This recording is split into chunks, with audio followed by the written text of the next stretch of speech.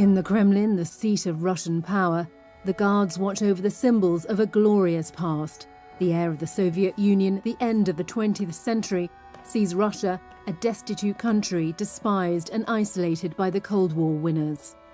Vladimir Putin, an obscure KGB officer, rose to power despite being an unknown on the world stage. His nomination could only have been imagined by Kremlin strategists. His secret obsession, returning Russia to the center of the world stage. Putin's trademark, the pen and the sword. In a series of surprise moves, he struck hard and fast.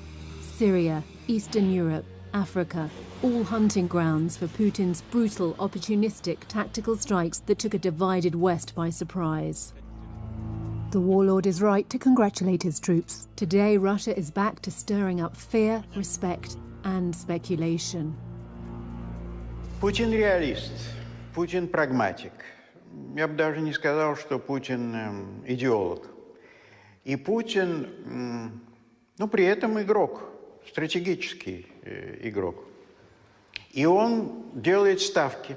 Например, Владимир Путин работал за время, как он возглавлял страну в разных качествах, с 5 американскими президентами. Их сменилось 5. Путин пережил всех политиков. Он, может быть, сейчас самый опытный на европейском континенте политик, который все знает, который не верит ни в какие слова про ценности démocratie. Le principal atout dont il dispose, c'est qu'il a le temps pour lui, puisque finalement, il est parti pour battre le record de longévité de Staline. La politique étrangère, ça constitue son exosquelette, ça sa raison de vivre. Il se livre corps et âme à la politique étrangère.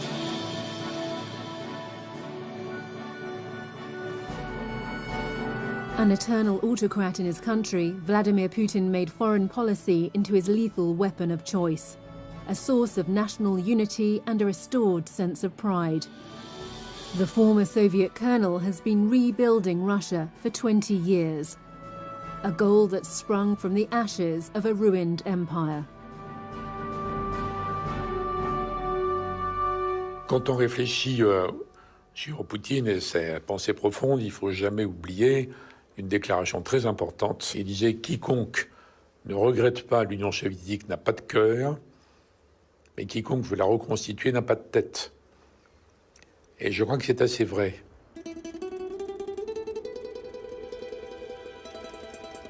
Lenin had promised the Soviet man a bright, shining future. But from the Red Square mausoleum, Stalin and other fallen idols overlook a graveyard of wrecked illusions. Nothing tastes as bitter as defeat. Le pays était complètement colonisé par les Américains, par les amis américains. Il était partout, il était présent partout, dans les ministères, dans les banques, même au ministère des Affaires étrangères. Je recevais des notes de l'ambassade des États-Unis qui me disaient ce que je dois dire et faire sur tel ou tel sujet. C'était invraisemblable. Et là, il y a une période de quelques années où les Occidentaux ont fait preuve d'hubris, d'arrogance, de triomphalisme.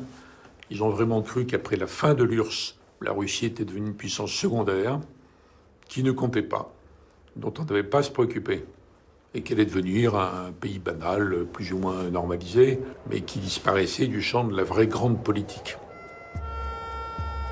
The USSR surrendered, laid down its weapons. The West dictated its terms.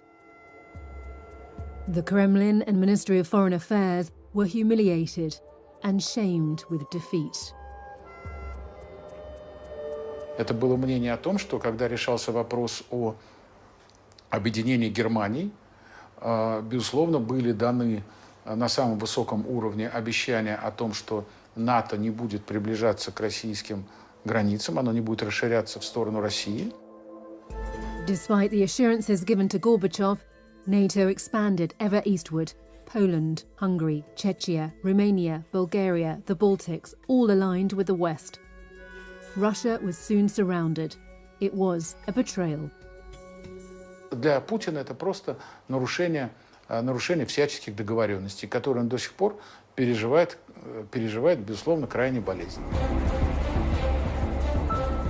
February 2007 brought the first shot across the bow. Just starting his term and looking for closer relations with the West, Putin felt betrayed and made his position on the matter very clear. Invited to a global security forum in Munich, the Russian president angrily denounced American unilateralism.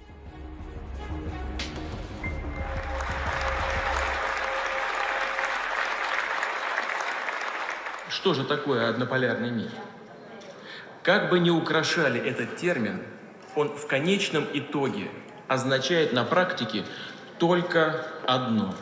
Это один центр власти, один центр силы, один центр принятия решения. Это мир одного хозяина, одного суверена.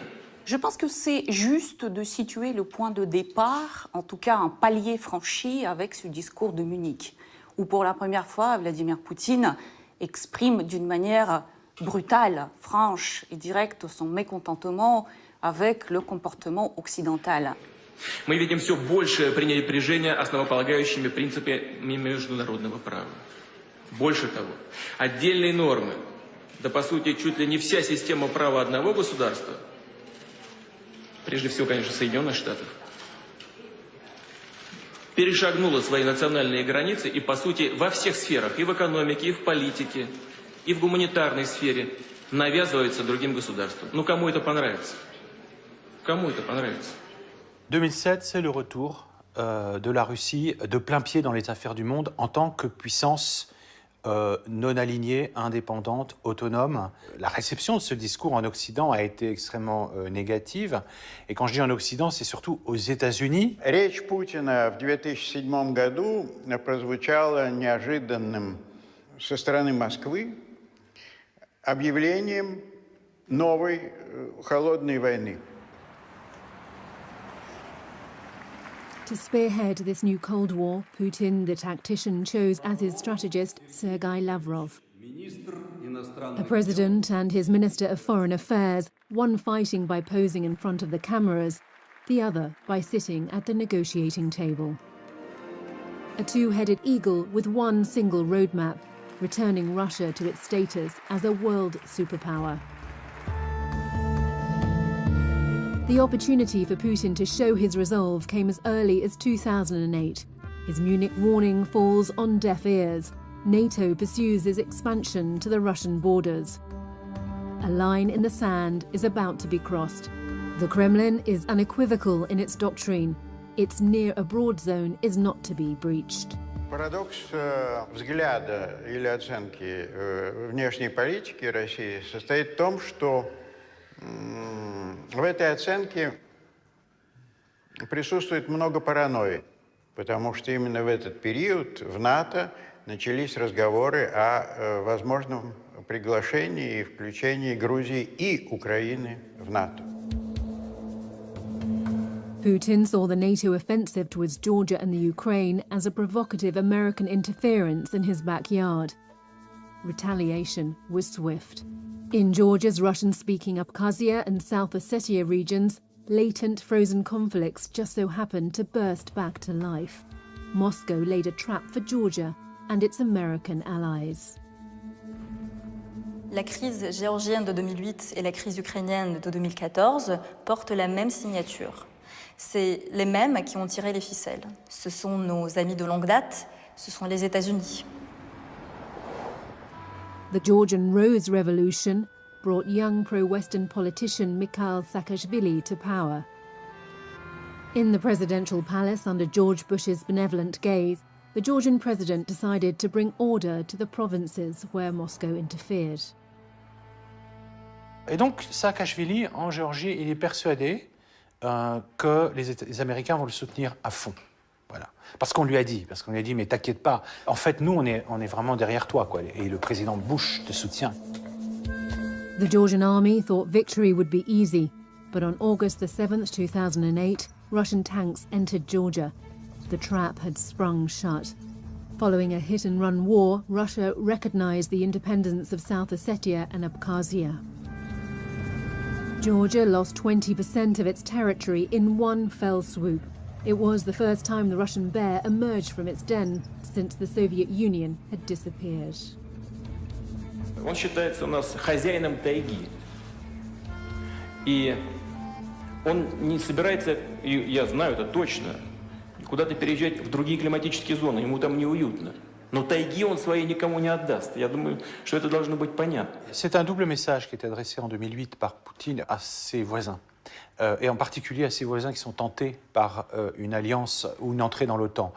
Le premier message, c'est de dire, vous voyez, lorsqu'il s'agit de nos intérêts vitaux, localement, on peut faire des opérations militaires pour les défendre. Deuxième message, plus important encore, on le fait et vos alliés putatifs, ceux auxquels vous allez confier votre sécurité, n'interviennent pas. Donc on peut dire que là-dessus, le coup de Poutine, cette guerre en Géorgie, c'est un succès à la fois militaire, mais aussi politique. The subsequent battle took place in Kiev in the Ukraine, with Moscow once again facing the West. Bolstered by the colour revolutions, the country was on the cusp of signing a partnership agreement with NATO and the EU at the end of 2013. Putin was not allowed to lose this sister nation. With their history so entwined, he makes his threat. Президент Российской Федерации Владимир Владимирович Путин.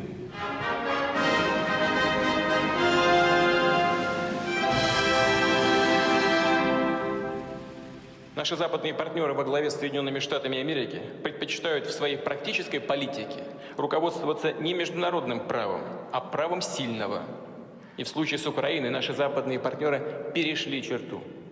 Вели себя грубо, безответственно и непрофессионально.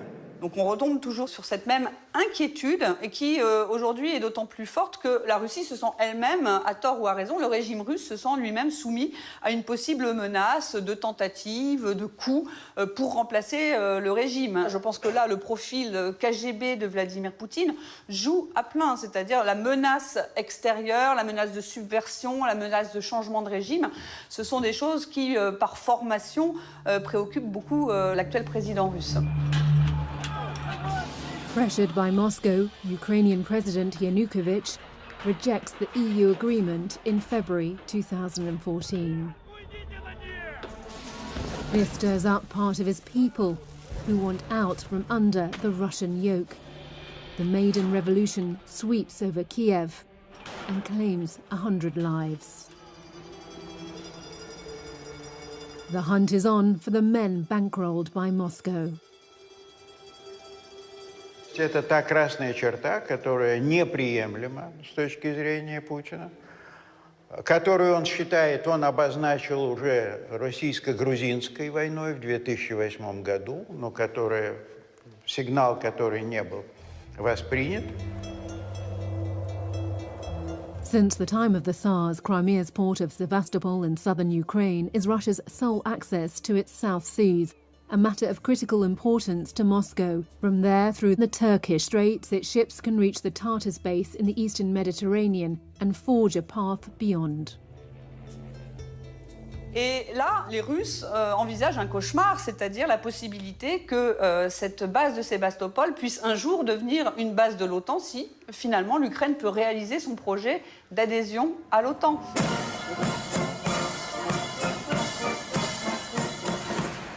Sevastopol delivered to the American Navy, an inconceivable nightmare scenario where the Kremlin is concerned. Preventing this geostrategic catastrophe requires swift action.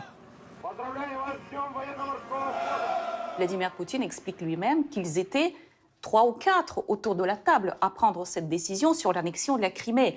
Là, on n'est pas dans la planification, on est purement dans une optique opportuniste. Il y a quelque chose qui est mal protégé, il faut le prendre le plus rapidement possible. Le proverbe russe dit « celui qui creuse une fosse y tombera ». Et ce que l'on présente comme des coups habiles et opportunistes de Vladimir Poutine, c'est plutôt la capacité de transformer les pièges occidentaux en avantages géopolitiques. The affair is given a clever twist before the Kremlin. A referendum in Crimea showed 83% favoured unifying the region with Russia. Sevastopol is secured. Основываясь на результатах референдума, который прошел в Крыму, опираясь на волю народа, вношу в Федеральное собрание и прошу рассмотреть конституционный закон о принятии в состав России двух новых субъектов Федерации – Республики Крым и города Севастополь.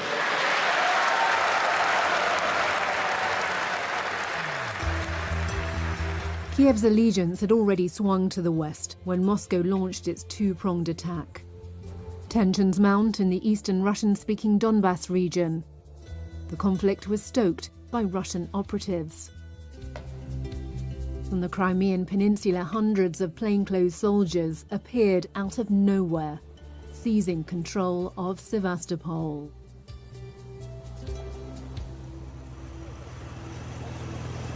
Sowing chaos is Putin's tactical trademark. He punished Ukraine, all while showing his domination over his near-abroad relations.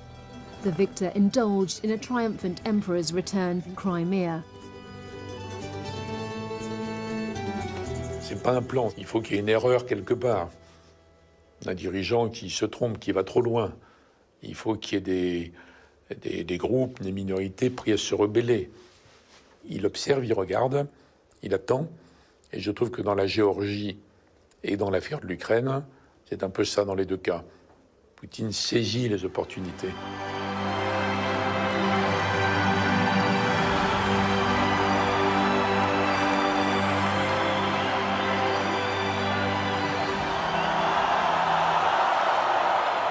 Это праздник крымчан и севастопольцев.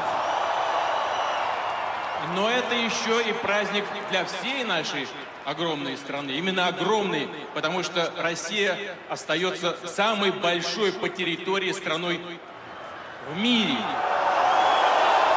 Fondamentalement, ça s'inscrit dans son grand projet, dans son grand dessein. Poutine se voit comme le rassembleur des terres russes, hein, et il est certainement animé par une haute conscience historique. Hein, il entend passer à la postérité, il entend passer pour un nouveau Pierre le Grand. Пожалуйста, вдохните как следует и ответьте: мы любим Россию!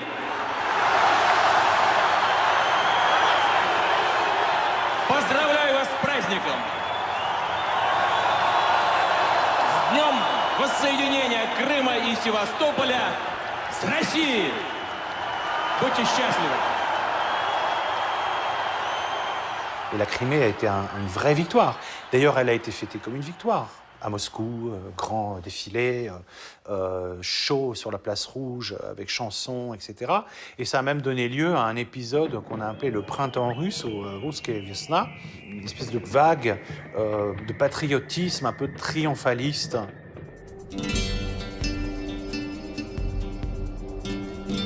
From international sanctions to being isolated on the world stage, Russia got condemned severely for seizing Crimea.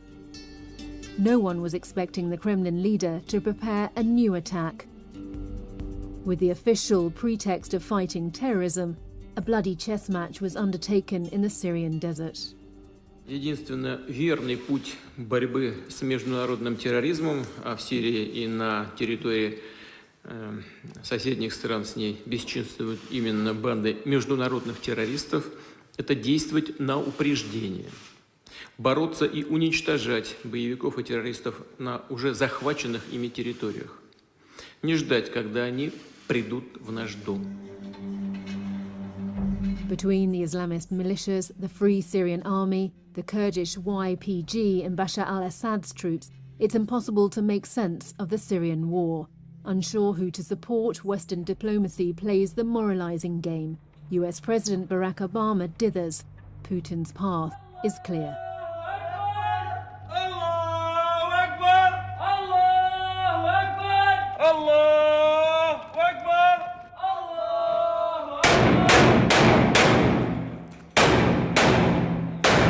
Pour Vladimir Poutine, un régime, même s'il est autoritaire, mais qui verrouille son pays, c'est beaucoup mieux que le chaos, l'imprévisible ou l'arrivée des islamistes au pouvoir. It all started in 2011, the Arab Spring revolutions blazing a trail from Tunisia to Libya, from Egypt all the way to Syria, had Moscow worried. Putin said Washington orchestrated the fall of the dictators Ben Ali, Gaddafi and Mubarak. The power vacuum encouraged the spread of radical Islam. The contagion needed to be stopped. Alors si on continue, on remonte, après, la Russie n'est pas loin. Et à un certain moment, Poutine a dit non, écoutez, il faut mettre fin à ce changement de régime. Sinon, nos amis américains vont aller un peu trop loin. Et c'est pour cette raison-là qu'il est intervenu pour mettre fin à cette politique de changement de régime. To everyone's surprise, on September the 30th, 2015, the Russians joined the fight in support of Bashar al-Assad. Putin had just challenged the US in the Middle East.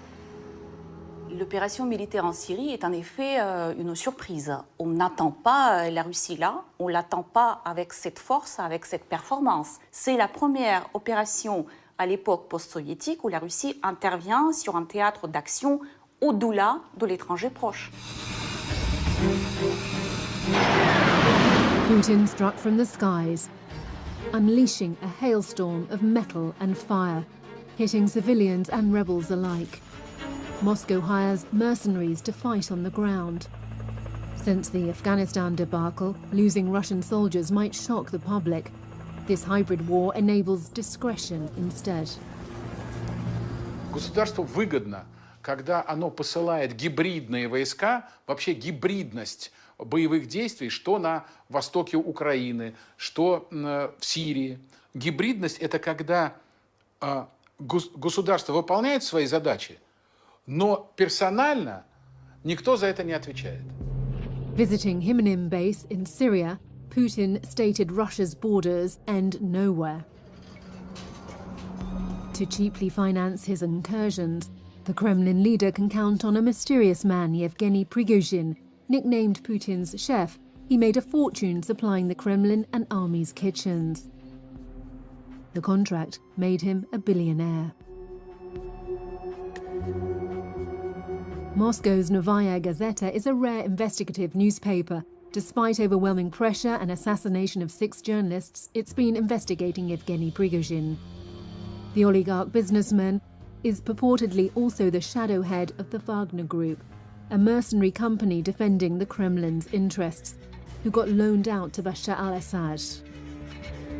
Mercenaries whose pay was financed by Syrian oil. Это темная личность, которая, мне кажется, наслаждается своей темностью, своей возможностью атаковать и всегда сказать, что «а это не я». А с чего вы взяли, что это мои люди какие-то? Это такая новая российская искренность. Мы будем делать и делать все, что хотим, будем угрожать. А потом будем уходить в сторону и говорить, а вы докажите, что это я. Где вы докажете? В суде? Где вы докажете? Что за чушь? Какой там повар? Да ну что вы, Господи. Значит, давайте начнем с Вагнера и с поваров. Значит, все мои повара – сотрудники Федеральной службы охраны. Они люди военные, в разных званиях находятся. Других поваров у меня нет. Надо, чтобы было это ясно, понятно, и чтобы мы к этому не возвращались.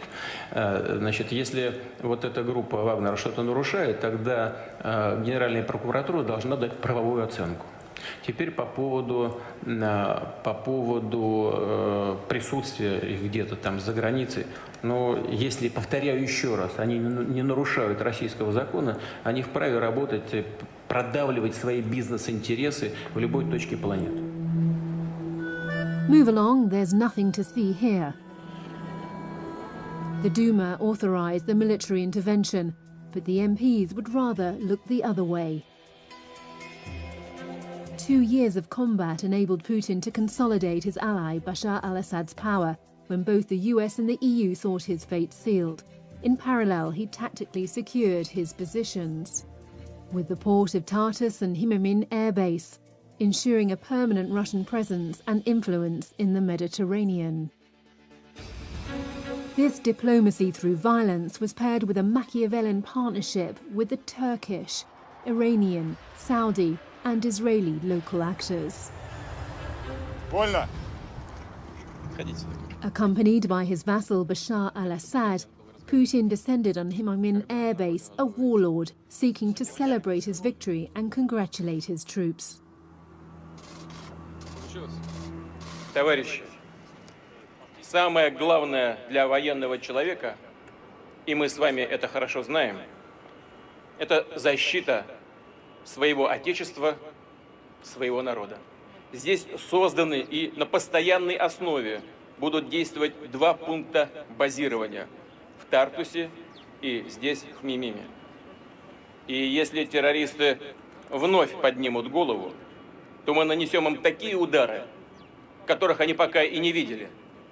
La façon dont il crée cette surprise stratégique en arrivant en Syrie fait qu'on les parle de nouveau, on le cherche, on négocie avec lui le destin de cette région et au-delà.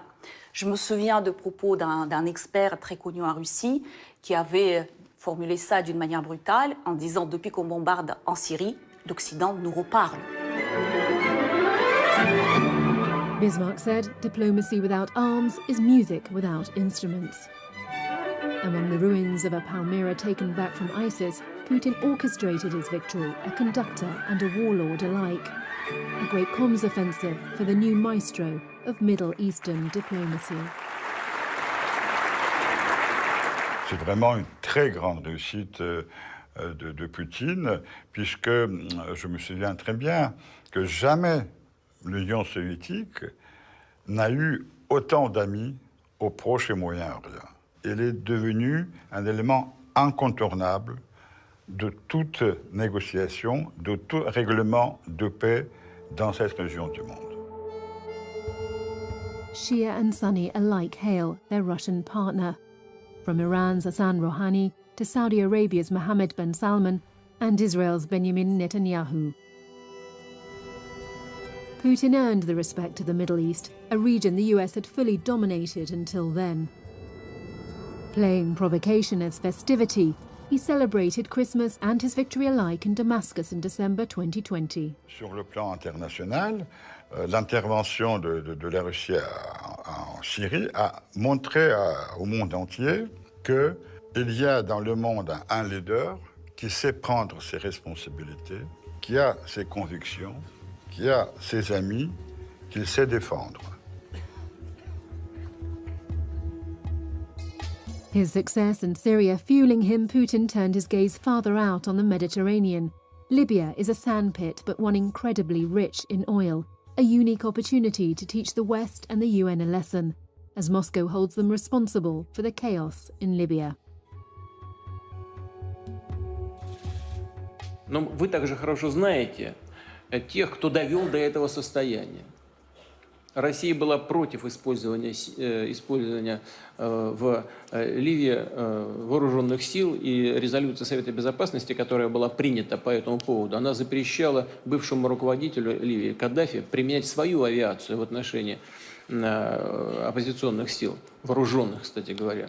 Вместо этого западная коалиция начала применять авиацию против Ливии, грубо извратив резолюцию Совета Безопасности ООН. Все это привело к тому, что ранее практически процветавшая страна, уровень жизни в этой стране уже приближался к некоторым европейским стандартам.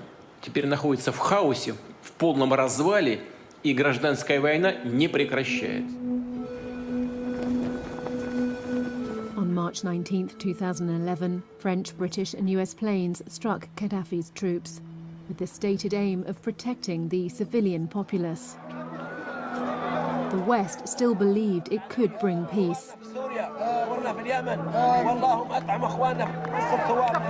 avez voulu la paix. Vous avez voulu la liberté. Vous voulez le progrès économique. La France, la Grande-Bretagne, l'Europe seront toujours aux côtés du peuple libyen. Nous vous demandons une chose. Nous croyons dans la Libye unie, pas dans la Libye divisée. The military intervention aimed to bring democracy and prosperity. Nothing but chaos followed Gaddafi's disappearance. To Putin, it couldn't be plainer who those responsible were. Pour les Russes, la responsabilité, elle n'est que du côté occidental. C'est du côté occidental qu'il y a eu tromperie, trahison, hypocrisie, ce sont les termes qui reviennent fréquemment quand Vladimir Poutine parle de l'Occident. Il met tout le temps l'Occident face à ses faiblesses, face à ses incohérences, et c'est très bien profiter de ces faiblesses et de ces incohérences pour tirer son épingle du jeu. As in Syria, Turkey and Russia clashed in Libya. Allied with Egypt, Russia backed Field Marshal Haftar, who controlled the Oil Crescent and Cyrenaica. Turkey supported Fayez el-Sarraj's National Unity Government, which controlled the Tripolitania. Libya was a pie everyone wanted a piece of, a gateway into Africa, oil and rule over the Mediterranean. Il y a également cette percée en Méditerranée, dans ce qu'on pourrait appeler la plus grande Méditerranée. Ce n'est pas uniquement la mer Méditerranée et ses pourtours. C'est également la mer Rouge, c'est également la mer Noire, c'est également les approches atlantiques de Gibraltar. Il y a également un défi, une menace russe qui se développe dans cette plus grande Méditerranée. On January the 11th, 2017, off the coast of Tobruk, the Russian aircraft carrier Admiral Kuznetsov received Field Marshal Khalifa Haftar on board with full honours, as Putin's strongman of choice. Il faut avoir un homme fort, peut-être, un homme fort, comme c'était Kadhafi, pour recréer d'abord l'État libyen et puis lui donner une vie. Et alors, on cherche un homme fort, et je crois Haftar, maréchal Haftar, justement, peut jouer ce rôle. Il faut trouver la solution.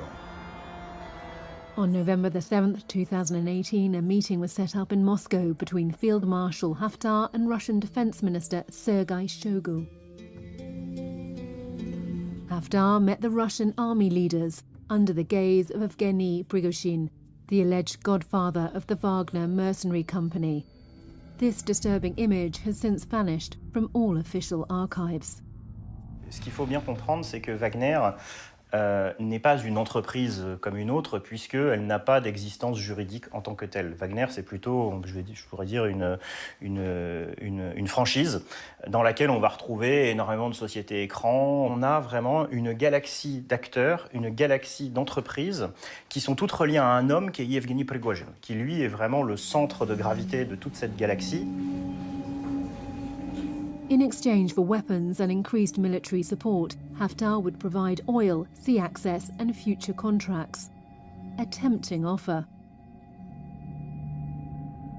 It was up to Prigozhin, who took part in the meeting, to provide the mercenaries and logistical support.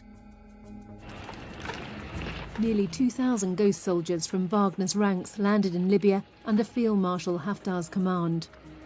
Meanwhile, the Kremlin was categorical. There were no Russian troops on the ground in Libya. Putin got to keep his hands clean. Я не думаю, что президент Путин, хотя с них всего хватит, что он как мафиозный дон требует целования перстня. Это не так патриархально, наверное, но все равно без этого благословения ничего не сделаешь. Beneath the desert sands lie Africa's biggest oil reserves. Despite an aging and war-ravaged infrastructure, sharing spoils of the Libyan oil deposits is the desire of both the Russian and the Turkish godfathers. En Libye, là encore, il n'y a finalement que des gains à opérer. Et donc, si l'un, d'un côté, a la Cyrénaïque, de manière directe ou indirecte pour la Russie, de l'autre côté, la Turquie finalement a la main sur la Tripolitaine, ma foi, il n'y a pas de quoi se battre. Tout le monde peut s'entendre dans cette affaire. C'est le partage des dépouilles. The match with Turkish President Recep Erdogan is Byzantine, both violent and nebulous. Less friends or enemies than pragmatic partners, the Sultan and the Tsar make deals at the expense of the West and its allies. А Эрдоган – это вот понятный человек для Путина. Эрдоган – ненадежный партнер. Но и он знает, что ты ненадежный партнер. И мы с тобой будем играть. С тобой интересно играть, во всяком случае. Я понимаю, как с тобой играть. Ты тоже не прикрываешься какими-то бумажками там, про демократию, там, про права человека и так далее. Ты жесткий, я жесткий. With both near abroad and its borders secure, and a successful Middle Eastern show of force, the Kremlin could turn its gaze to Africa. In October 2019 in Sochi, the entire continent accepted the invitation from the Kremlin leader. Putin was preparing a safari through the African markets. Уважаемые друзья, хотел бы прежде всего поприветствовать всех участников первого саммита Россия-Африка и Российско-Африканского экономического форума. В Сочи прибыли делегации всех стран Африки. Более 40 представлены на уровне первых лиц. C'est certain que le sommet Russie-Afrique à Sochi, à Paris, c'est une déflagration. Ça veut dire ils se sont dit, mais alors c'est incroyable. Il y a 54 pays en Afrique, et d'avoir 45 chefs d'État, c'est absolument énorme, c'est assez gigantesque. Touadéra, the embattled president of the Central African Republic, needs Russian weapons to stay in power. Putin needs African votes backing him at the UN. Russia has weapons and proved their mettle in the Syrian theatre. The deal is straightforward: military support in exchange for mining concessions for Russian firms. Но в переводе на русский язык это означает: ребят, мы вам продадим в 1000 раз больше оружия, которое вы видели, как мы его испытали в условиях Сирии, пустыни, жаркого климата. Это называется: мы делаем Африку более спокойным континентом? Это как? The Central African Republic seized the first Ilyushin in January 2018, a weapons shipment taken charge of by Valery Sakharov, President Touadéra's new Russian security goon, his new Russia-mandated guardian angel. 30 African countries have already signed a military partnership with the Kremlin. With the US no longer a reliable partner, French interventionism a nuisance, and China a worry, Russia becomes the new ideal partner. Safety in exchange for business dealings, whatever the regime. Putin's seductive words earn him the dark continent's riches. The bear found his pot of honey. La Russie dit, ben voilà, moi j'arrive chez toi, je vais pas te faire de leçons de démocratie, j'assure ta sécurité, je vais le faire, on te va te critiquer, mais je vais faire comme faisaient les Français, je vais mettre un conseiller en sécurité auprès de ta présidence, et on va pouvoir comme ça assurer non seulement ta sécurité, mais je vais aussi aller dans ton armée, faire de la formation dans les forces armées centrafricaines, d'une façon tout à fait officielle.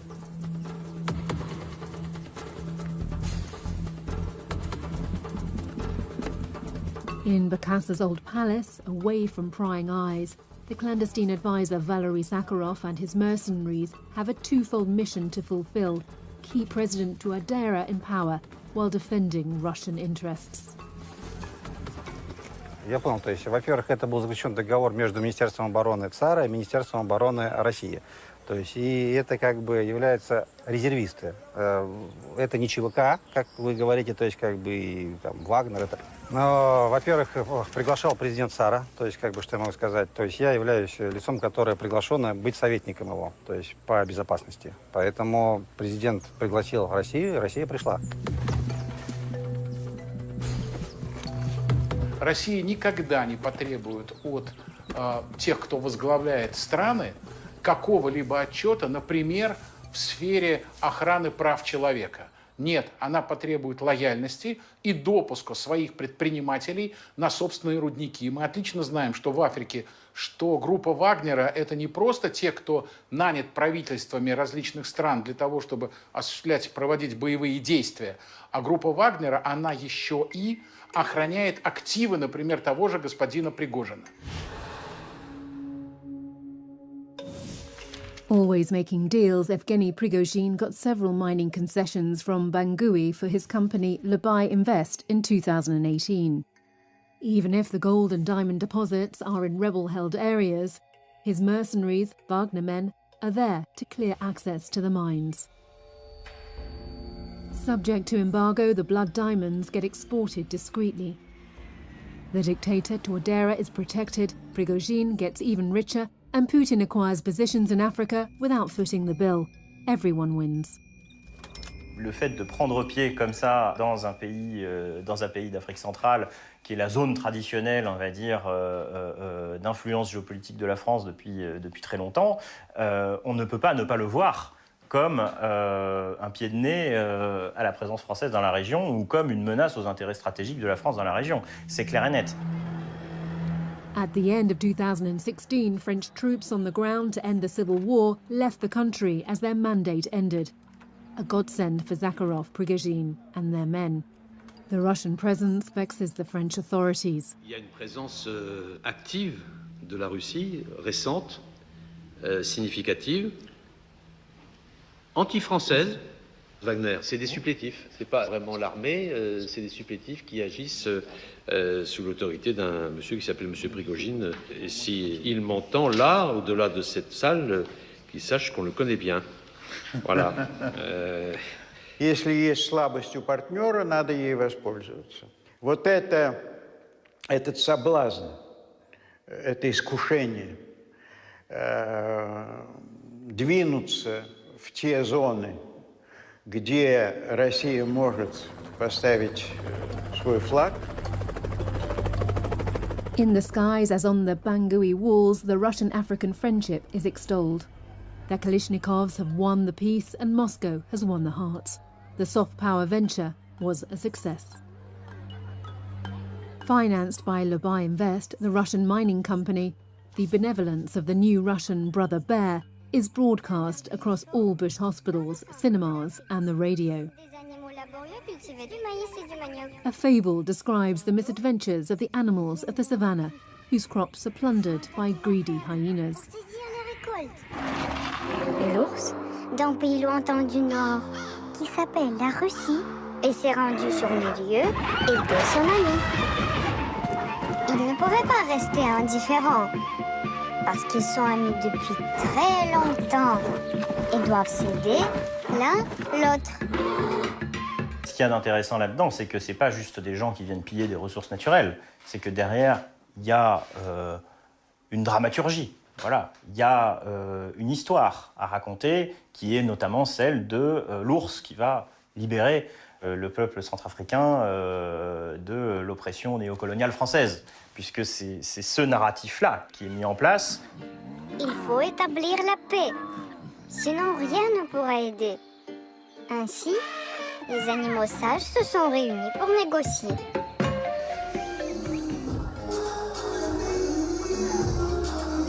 Bangui's beauties are honoured by Zakharov and the Russian advisors. They brought the peace where the French could not, albeit with different methods and different rules.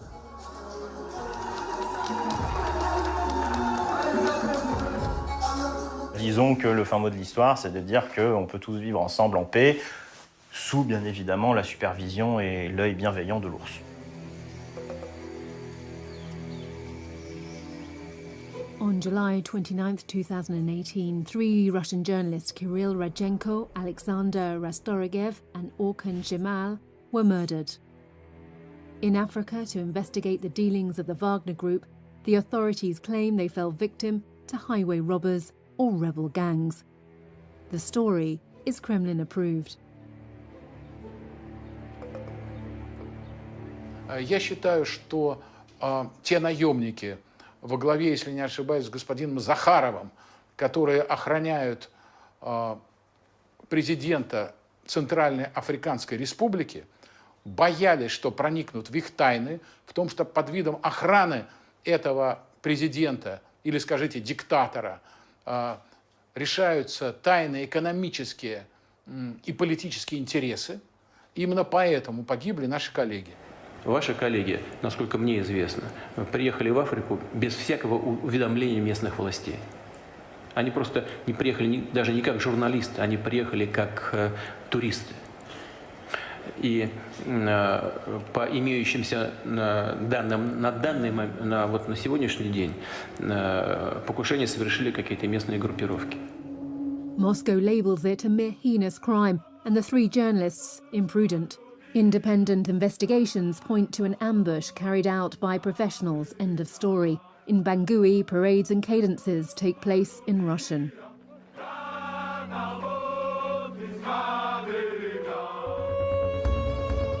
Away from Africa, at the edges of the Russian Empire, Erdogan aiding the Azeris to conquer Armenia's Karabakh was cause for worry in Moscow. A veritable chess master, Putin put a stop to the Turkish advance and involved Russia in the Caucasus once more. His Armenian ally was an acceptable sacrifice. Of course, we were expecting everyone to come our aid in many ways.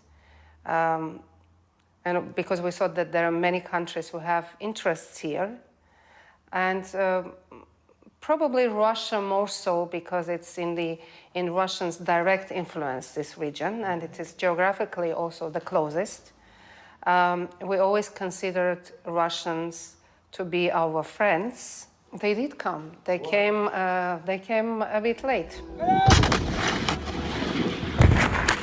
Operation Iron Fist was launched by Azerbaijan on September 27, 2020, financed with oil money and backed by Turkey, which provided combat drones, equipment, military advisors and Syrian mercenaries.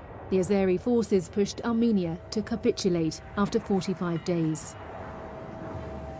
Le fait est que Poutine a laissé faire, et on peut même suspecter une certaine complaisance à avoir des incitations. Et puis, le moment venu, lorsque la Russie a jugé que la leçon avait été suffisante, que l'armée de l'Azerbaïdjan avait gagné suffisamment de terrain, le fait est qu'elle a sifflé la fin de la partie.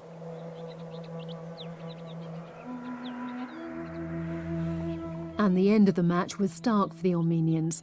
In Stepanakert, the capital city of the Mountain Republic, they can but bury their dead.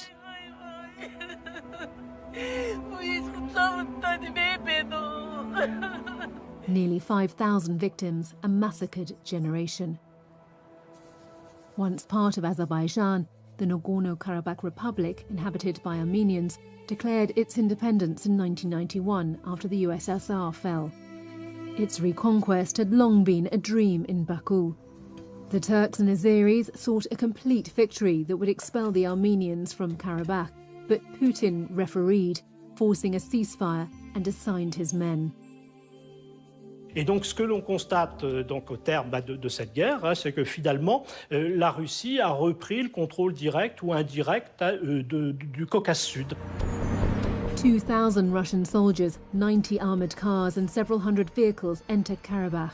Their mission is to place themselves between the Armenians and Azeris. A Peace Corps is there to help Putin retake a Caucasus region lost when the Soviet Union fell. La Russie, à nouveau, se pose en pays qui apporte la sécurité, la tranquillité. Et c'est un coup assez réussi jusqu'à présent, sur le terrain du Karabakh.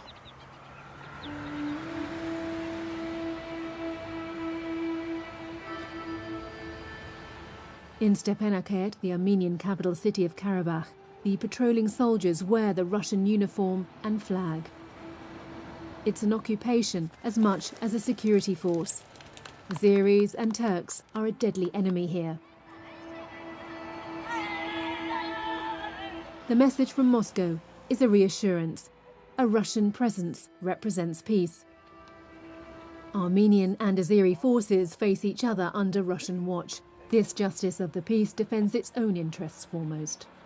Ce n'est pas du tout l'intérêt de Vladimir Poutine que Erdogan prend le pied au Caucase. L'activisme des Turcs avec les peuples turcophones près de nos frontières et à l'intérieur de notre pays nous préoccupe beaucoup.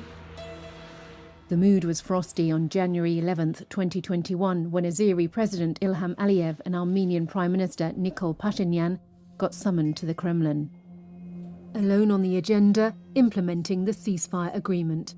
Turkey, the source of Azeri military dominance, was not invited. The message sent to Erdogan was clear. The Caucasus would remain Russian. Calling the shots in Georgia, Ukraine, Syria, Libya, Africa and the Caucasus, Putin is showing that Russia's once more dealing in world affairs. Impossible to predict the next breach in which the bear will stick its paw. And as Putin assured a reporter, there is no going back and no disregarding Russia again. По сравнению с вами, да, так и есть. Мы белые и пушистые. Мы услышали ваше заверение о том, что НАТО не будет развиваться на восток. Но вы не выполнили своих обещаний. Но вы же умные люди. Почему вы считаете, что мы придурки? Почему вы считаете, что мы не можем таких элементарных вещей анализировать и смотреть на них?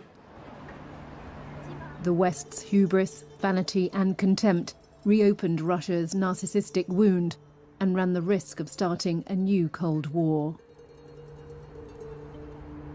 En février 2007, à la conférence de la sécurité à Munich, Vladimir Poutine a lancé un avertissement à l'Occident, et notamment aux États-Unis d'Amérique, mais à ce moment-là, je crois, il n'a pas été entendu. Les gens, peut-être, ont pensé qu'il était de mauvaise humeur, n'ont pas attaché toute importance à cette déclaration qui, 14 ans après, reste fondamentale pour comprendre le raisonnement du président Poutine.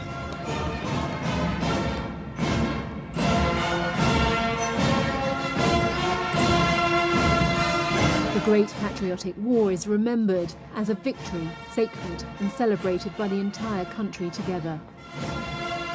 On the 9th of May 2021, it's not peace but victory that Putin celebrates in the Red Square. Россия последовательно отстаивает международное право, при этом мы будем твердо защищать наши национальные интересы, обеспечивать безопасность нашего народа. Надежные гарантии тому доблестные вооруженные силы России, наследники солдат Победы. Слава народу-победителю! С праздником вас! С Днем Великой Победы! Ура!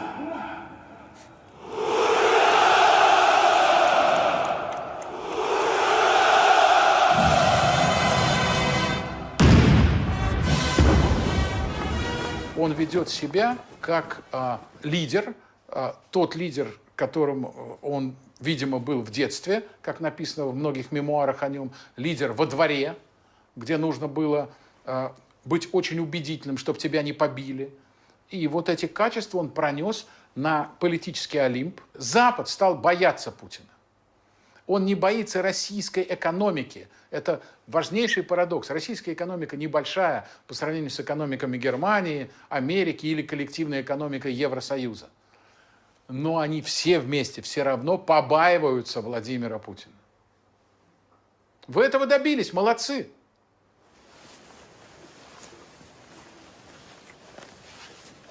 Neither international sanctions nor a rickety economy, business dealings, or Russian society that may not have given up on democracy have been able to slow Vladimir Putin's ascent.